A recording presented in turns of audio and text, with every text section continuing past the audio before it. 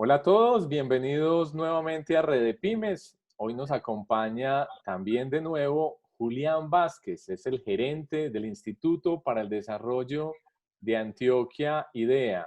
Julián, bienvenido. Un saludo muy especial, Carlos, muy contento de estar aquí contigo para conversar de estos temas que tanto nos apasionan, pero sobre todo que hoy tanto nos preocupan. Así es, y empecemos hablando de una de esas cifras preocupantes. El DANE reveló a finales de la semana pasada la cifra de crecimiento económico del segundo trimestre de 2020, menos 15,7%, una cifra nunca antes vista desde que se tiene registro. Esto, sumado a lo que está sucediendo en otros países, constituye tal vez la mayor crisis económica del último siglo, bueno, al menos de los últimos 90 años, desde la crisis de 1930. ¿Esto cómo va a impactar las finanzas del departamento de Antioquia? Varios comentarios, Carlos. Lo primero que hay que decir es que ese 15, menos 15,7 pues esconde una serie de realidades complejas, como lo es el caso de comercio al por mayor, comercio al por menor, hoteles, restaurantes, todo lo que se refiere a automotores y sus partes. Estamos hablando que para esas actividades económicas, Carlos, no es del menos 15,7, sino de menos el 34. Entonces ya dimensionarás las dificultades que este tipo de actividades económicas enfrentan.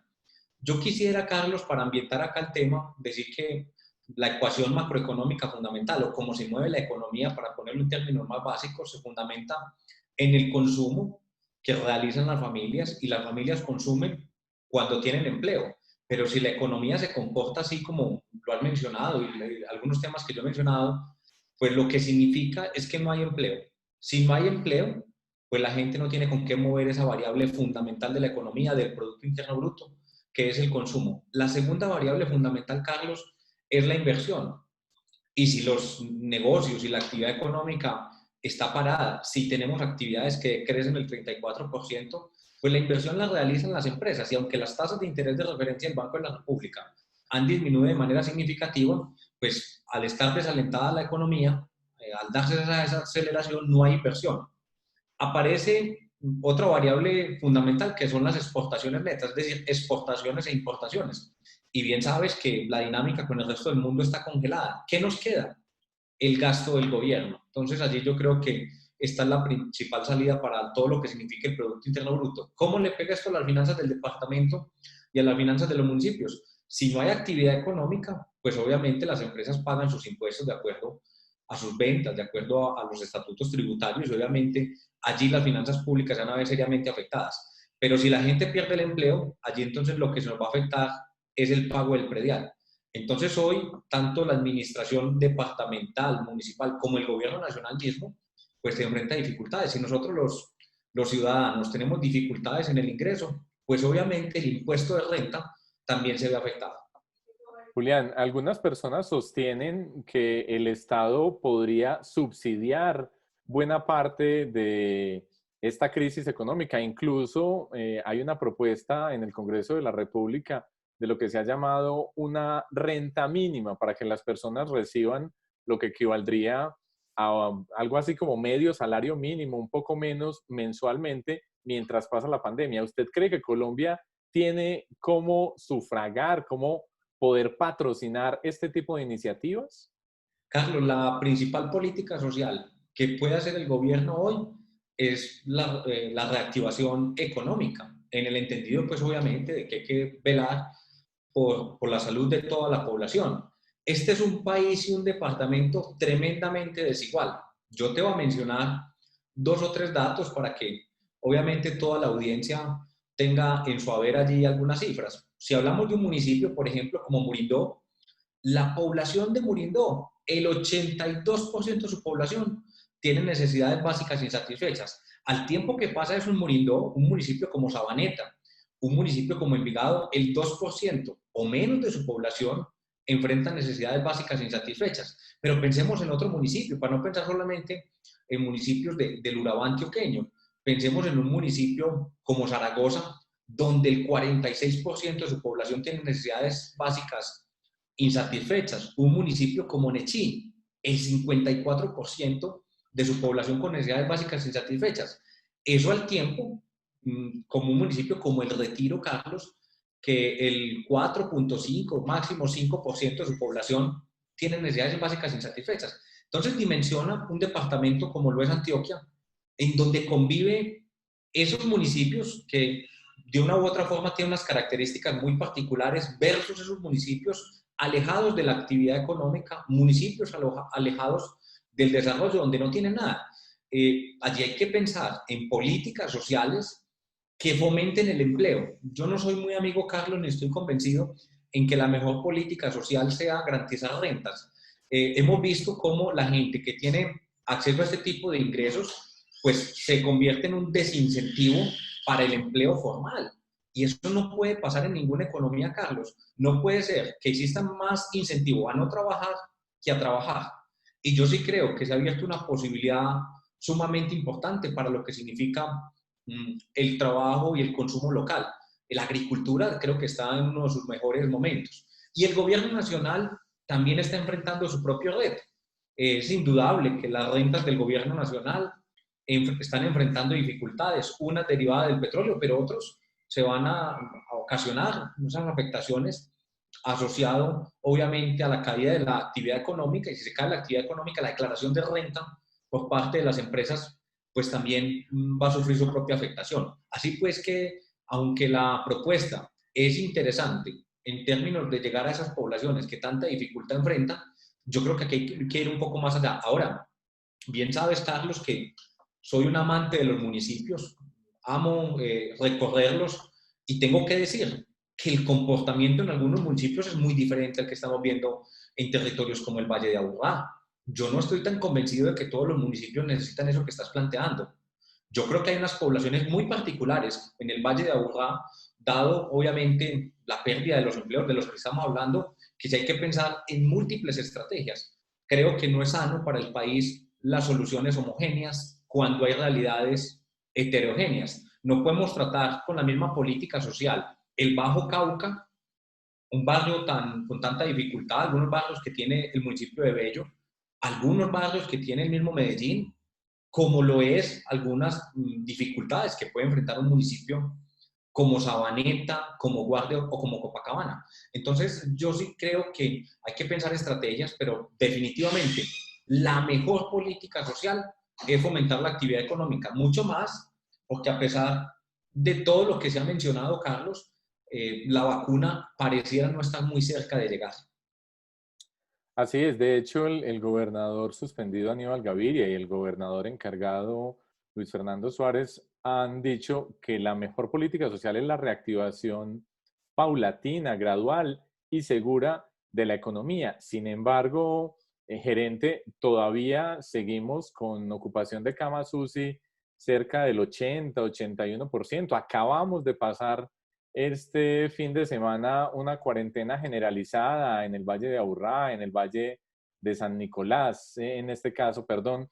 Entonces, algunos de los municipios todavía no pueden terminar de reactivar sus actividades económicas, o quienes han empezado a reactivar las actividades económicas las ven suspendidas por este tipo de medidas. ¿Usted está de acuerdo con que ante la necesidad de poder bajar, aplanar lo que llaman la curva de contagio, se vuelvan a implementar cuarentenas generalizadas? Carlos, no. Yo creo que las cuarentenas fueron muy útiles para preparar, obviamente, las clínicas, los hospitales, que no estábamos preparados para eso, pero no pareciera ser lo más efectivo en términos de actividad económica, pues tampoco en especial en el número de las personas que se han contagiado, ni tampoco en el número de muertes por COVID que llevamos. Yo creo que fue fundamental para prepararnos el número de UCI y las camas que tenemos hoy, pues así lo muestran. Yo creo que fue un gran acierto de nuestro gobernador Aníbal Gaviria, y ni hablar del trabajo que ha venido haciendo nuestro gobernador encargado Luis Fernando Suárez, pero no pareciera ser el mejor vehículo hacia adelante. Estamos en un país que hoy tiene la cuarentena más larga del mundo, pero las cifras no acompañan esas cuarentenas en el número de contagiados, pero tampoco en el número de las muertes. Y peor aún, y preocupa bastante eso, es lo que pueda pasar a nivel de actividad económica y un efecto rebote en lo que significará los cifras de homicidio, las cifras de hurto, de violencia intrafamiliar que saltan a la vista. Es que, Carlos, no se nos puede olvidar que las personas que más han perdido empleo son dos grupos, las mujeres, los jóvenes, y en lo que se refiere en materia de educación, las personas de educación secundaria y primaria.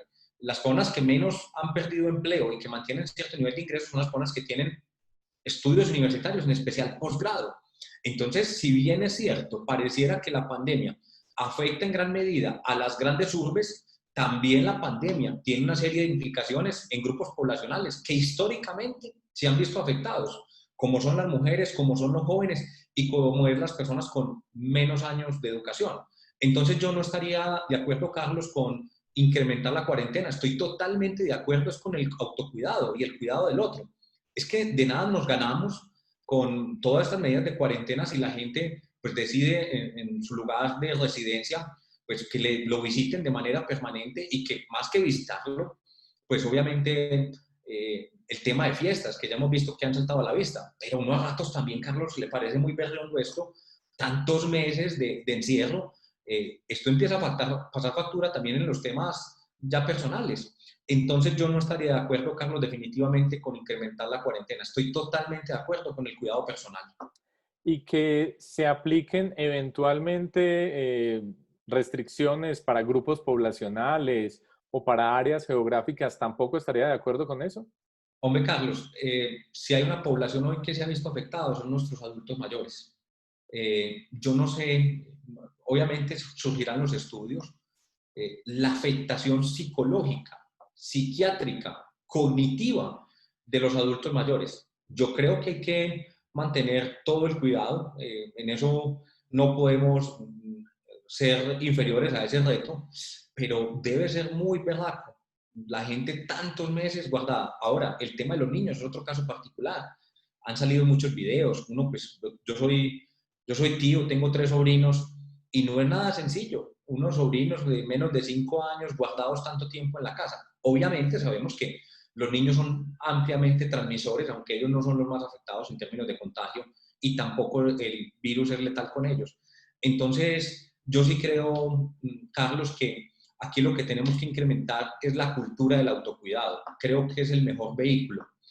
Obviamente uno recorre algunos territorios y como pasó en algún momento con el IVA, el COVID no pegó. Todavía hay población que cree que eso es un invento del gobierno, que eso no tiene nada que ver con ellos. Es curioso, como tenemos también unas comunidades muy juiciosas con una cultura muy amplia del autocuidado. Yo este fin de semana recorrí Jericó, Urrao, Caicedo, y si ustedes revisan las cifras, son unas cifras bien favorables para ellos. Visité la plaza de mercado, por ejemplo, de Urrao, allá a comerme una arepa de chocolo, Carlos. Me la disfruté y la gente con el autocuidado y una dinámica, no la normal, pero sí ve uno que los negocios están moviendo y favoreciendo el empleo. Entonces, definitivamente, Carlos, no voy con ese criterio de seguir encerrando, sino yo voy más con el criterio de fomentar la cultura del autocuidado. Porque es que si usted me dice que nos va a encerrar, también sería importante pensar hasta cuándo. Y la vacuna no está cerquita. Yo no veo ese tema tan claro. No veo el empleo tan cerquita, pero tampoco veo la caja de gobierno nacional ni en las demás entidades para pensar en políticas como lo que hace algunos minutos mencionabas, de un ingreso solidario que permita que la gente pues, se quede tranquila en sus casas. Carlos, es que no es nada fácil. Uno encerrarse de viernes a domingo, viernes a lunes, con la nevera sin dificultades, con plata en la cuenta para llamar a pedir un domicilio, eso nos pareciera relativamente sencillo. Pero mientras eso lo tenemos algunos, allá hay personas que se encierran y no tienen ni un arroz para el fin de semana. Yo creo que todas las medidas tienen que tener un poco más de sentido común, un poco más de sentido del dolor económico de la gente y en especial de los alimentos en el hogar. Yo creo que nuestros gobiernos el departamental y el municipal ha sido ampliamente juicioso, generoso en llevar alimentación a los hogares, pero el oxígeno se empieza a agotar. Es que te doy un ejemplo con el caso del gobierno departamental y con esto voy cerrando esta parte de esta conversación. Si la FLA no vende, pues el gobierno departamental no tiene ingresos. Y si el gobierno departamental no tiene ingresos, ¿con qué diseña política social, Carlos? Es una disyuntiva bastante compleja. Estamos hablando que la renta del departamento nuestra secretaria de Hacienda lo ha planteado en diferentes escenarios, estamos hablando de no menos de 350.000 millones de afectación a las rentas del departamento. ¿De dónde vamos a cubrir ese déficit? Así es. Gerente, usted es un estudioso a profundidad del tema económico. Algunas personas en la calle se preguntan por qué simplemente el gobierno no prende la máquina de hacer billetes y soluciona esta crisis económica así. Carlos, un par de comentarios con respecto a eso. Obviamente, cuidar las finanzas públicas, cuidar la estabilidad macroeconómica, tiene unos réditos importantes. Uno de ellos, la confianza inversionista. Otro de ellos, que las calificaciones del riesgo país no se afecten. Y si eso no se afecta, Colombia seguirá siendo un país muy atractivo en la medida en que vamos superando este reto de la humanidad. Y el segundo tema por el cual no es tan sencillo de simplemente prender la máquina es que eso generaría un proceso inflacionario. Y no queremos, Carlos, que los precios crezcan por encima de lo que es la capacidad de compra de la gente. Si los precios crecen más que lo que es el poder adquisitivo de la gente, es decir, lo que la gente tiene para ir a comprar su mercado, sus bienes, sus servicios, pues obviamente lo que estamos haciendo es empobreciendo más la población. Entonces ese tipo de medidas tiene una preocupación muy de fondo, es que los precios crezcan más que lo que es el poder de compra de la gente. Y uno diría, pues en una economía que tiene un alto nivel de liquidez, pero sobre todo de actividad económica, digamos que para algunos no puede ser tanta preocupación. Pues que hoy estamos hablando que prender la máquina puede llegar a significar un efecto inflacionario que crezca muy por encima de la realidad económica. Yo te pregunto, Carlos, para una ciudad como, pues, o para el Valle de Aburrá como tal, o para Antioquia misma, estamos hablando de 500.000 personas desempleadas. Allí esas medidas de simplemente prender la máquina no parecieran ser tan claras. Usted prende la máquina a hacer billetes y si la actividad económica está parada, enfrentamos serias dificultades de mediano y de largo plazo. Por eso, lo que tenemos que buscar definitivamente, Carlos, es que el dinero sí circule, indudablemente, porque lo que necesitamos evitar es la trampa de la liquidez. Si la gente piensa que esta problemática se va a demorar mucho más de lo que hoy es, con medidas como la cuarentena, quien tiene para invertir va a contraer su inversión mucho más tiempo. Se retarda la actividad económica, se retarda el empleo y si eso pasa, se retarda el consumo y la inversión. Entonces, la medida de prender la maquinita no parece tan clara, aunque ha sido utilizada en algunos momentos de la historia económica, no solamente del país, sino de otras economías. Hoy no pareciera tan claro que esa sea la medida. La principal medida, Carlos, que tenemos es reactivar la economía. Otra de las propuestas que ha habido, gerente, tiene que ver con tomar parte de las reservas internacionales, para que sigamos hablando del tema macroeconómico. Algunos de los sindicatos le han propuesto, o de las centrales obreras, le han propuesto al gobierno nacional que tome parte de las reservas internacionales que tiene Colombia y que las utilice para paliar la deuda. ¿Se debe hacer eso? Carlos, Colombia en los últimos años, digamos desde la presidencia Álvaro Uribe, posteriormente el presidente Santos, a pesar de que tuvieron algunas variaciones en un periodo o en el otro, digamos que las reservas internacionales, es decir, lo que tiene en dólares nuestra economía en reservas, han venido aumentando. Hemos logrado niveles que hace algún tiempo no teníamos. Hemos estado los últimos años en promedio por encima de los 40.000 millones de dólares en reservas internacionales. Y con respecto a ese planteamiento, quisiera dejarte algunos comentarios. El primero, tener reservas internacionales de ese nivel, lo que garantiza es el nivel de transacciones que tiene una economía con el resto del mundo porque tenés con qué pagar. Eso es lo primero. Segundo, tener ese nivel de reservas internacionales genera confianza en quienes tienen, obviamente, negociaciones con el país.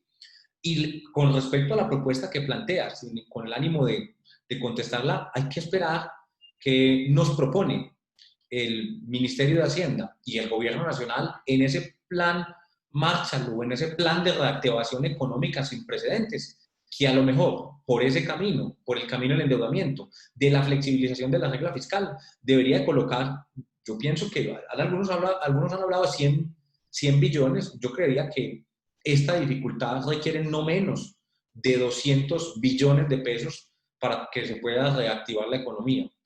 Hasta hace algún mes decíamos, los empresarios están intactos. Yo hoy no veo eso tan claro. Yo creo que hay obviamente unas actividades económicas que a pesar de la dificultad se han mantenido bien, pero las cifras de mortalidad empresarial de las MIPYMES que generan el grueso del empleo de la economía no es esa. Muchos incluso tomaron deuda pensando en que al mes, mes y medio, 2 meses, esta pandemia pasaba. Pues tomaron endeudamiento, hoy tienen la deuda y no tienen cómo endeudarse nuevamente para reactivarse.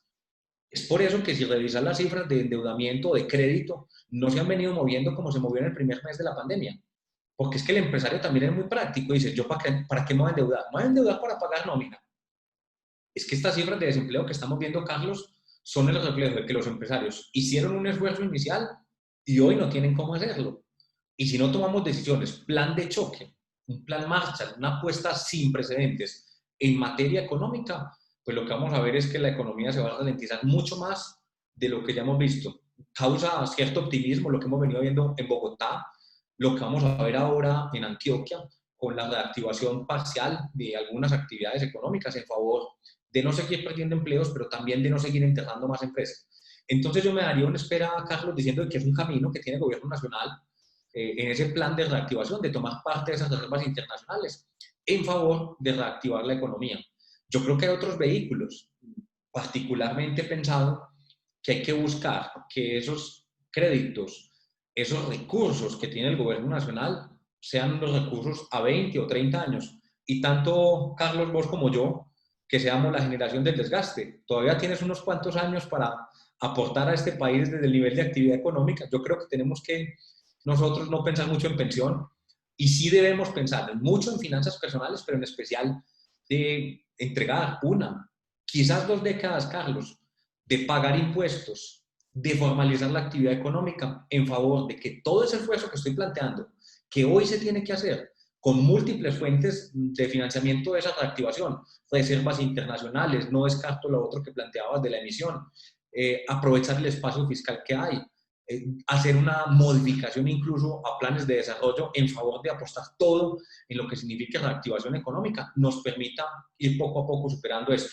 Yo no estoy tan optimista como algunos lo están, de que simplemente pasamos 6 meses, 8 meses en una pandemia y que el año entrante todo será normal. No, aquí ya el gobierno ha hecho un esfuerzo gigantesco que se va a pagar de una única forma, con impuestos.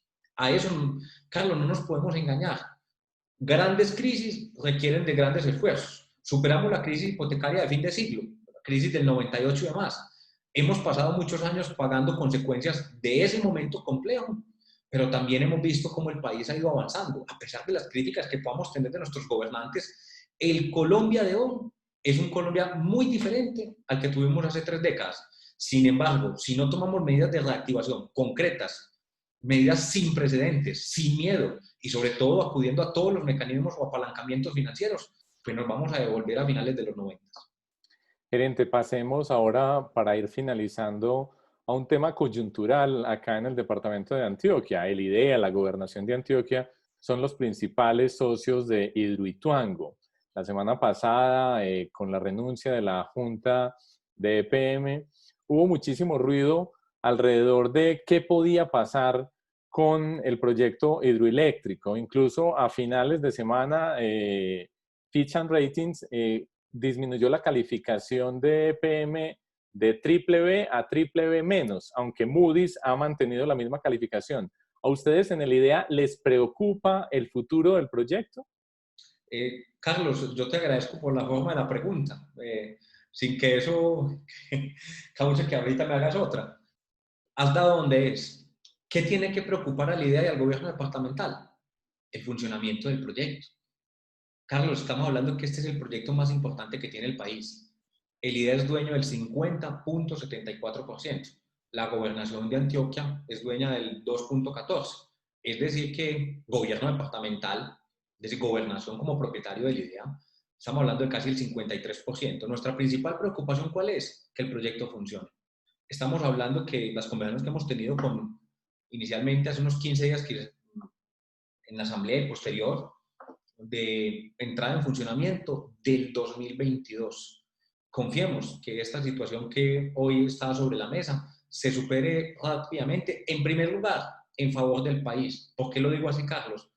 Es que, ¿qué pasará con el Colombia sin que entre en operación un proyecto de la magnitud de Hidroituango? Nadie quiere volver a Laura Gaviria. Y antes de que me realice la segunda pregunta, o se lleve hacia allá la conversación, hemos coincidido con nuestro gobernador Luis Fernando Suárez, con la junta directiva, con un equipo técnico, jurídico, que hoy el principal papel nuestro tiene que ser equilibrio y prudencia. No podemos tener, obviamente hay interés de que salgamos a tener una postura sobre el tema que nuestro alcalde Daniel ha planteado, nuestra postura como gobierno departamental, y hoy se ha conocido por todos ustedes una carta de nuestro gobernador Luis Fernando Suárez planteando ese mensaje de prudencia. Yo creo que en proyectos de esta magnitud, recursos como lo que implica un proyecto como estos, no nos podemos apresurar. Yo creo que hay que revisar, obviamente, este proceso de conciliación al cual, que es el camino que ha optado EPM, versus nosotros como propietarios del 53%. Entonces, hoy nuestro principal foco está en buscar todos los vehículos posibles para que el proyecto entre en funcionamiento en el 2022. Y obviamente, estamos en conversaciones con equipo técnico, jurídico, que nos muestren los mejores caminos que permitan que esto se supere. Este país está cansado de varias cosas, Carlos. Primero, de la división política. Segundo, está cansado de las promesas incumplidas. Pero en especial, está cansado de que quienes estamos desde la gerencia pública no materialicemos dificultades en soluciones y que materialicemos lo que hemos prometido o se ha declarado en los programas de gobierno. Yo creo que ese tiene que ser nuestro rumbo y allí no podemos escatimar ni un solo segundo. A nosotros como gobierno departamental y nuestro plan de desarrollo Unidos por la Vida 2020-2023 hemos puesto en el centro de atención la gente. No podemos perder de vista, Carlos, las problemáticas reales. El fin de semana, para volver a eso, escuchaba a los concejales de Caicedo, los de Betulia, y ¿sabe qué pide esta gente? Agua potable. ¿Qué piden ellos? Vías. ¿Qué piden ellos? Que se apueste por el agro. Y la esperanza para nosotros como gobierno departamental está en las transferencias que un proyecto como Hidroituango le generaría al departamento. Entonces no nos podemos dejar, por un lado, tentar, pero por el otro lado, perder la vista en donde tiene que estar. Y es que los objetivos superiores de Antioquia están plasmados en la defensa de la vida, el impulso de la equidad, pero sobre todo lo que nuestro gobernador Aníbal Gaviria siempre le ha planteado a los antioqueños y al país, y es un mensaje de unidad. No van a ver al gobierno departamental, Carlos, en discusiones de ese tipo. Sí nos van a ver, obviamente, poniendo sobre la mesa los intereses nuestros como propietarios del proyecto, pero no queremos entrar, Carlos, en ningún conflicto ni ningún debate que nos lleve a que destinemos más tiempo a pensar esas problemáticas, esas dificultades o esos elementos mediáticos, que lo que en esencia tiene que preocuparnos, y es primero que el proyecto funcione, segundo que el proyecto al funcionar le genere las transferencias a la idea de la gobernación para nosotros poder diseñar política social. Nosotros no vamos a perder de vista eso, Carlos. Por eso el gobernador fue electo el 27 de octubre y no vamos a descansar hasta que sigamos impulsando eso, la defensa de la vida y el impulso a la equidad. Gerente, más que con los perfiles de la nueva junta de EPM, las personas que hacen parte de ellas, pues están recientemente nombrados como por el alcalde Daniel Quintero, pero los conocimientos que tienen, ¿lo dejan a usted tranquilo? ¿La experiencia que han tenido, lo dejan tranquilo con esta nueva junta de EPM? Carlos, me pone usted en un tema complejo, pero no quiero pues obviar tu pregunta. Yo creo que el alcalde, la junta directiva nombrada, nosotros que estamos desde el otro lado como sociedad Hidroituango, tenemos que partir de un tema y es que lo que se pretende con cualquier junta, con unos equipos que se nombren, es lo mejor para Antioquia. Mal haría yo en criticar las personas que allí están. Yo creo que se han nombrado personas con unos recorridos bien interesantes. Yo particularmente conozco al doctor Iván Palacio, quien es egresado de mi universidad, al cual le tengo mucho aprecio y mucho reconocimiento, por mencionar un nombre.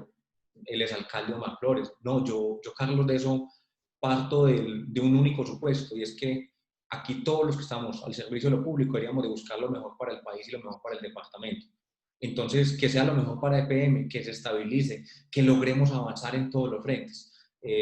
No podemos apostar a que a los gobernantes les vaya mal, Carlos.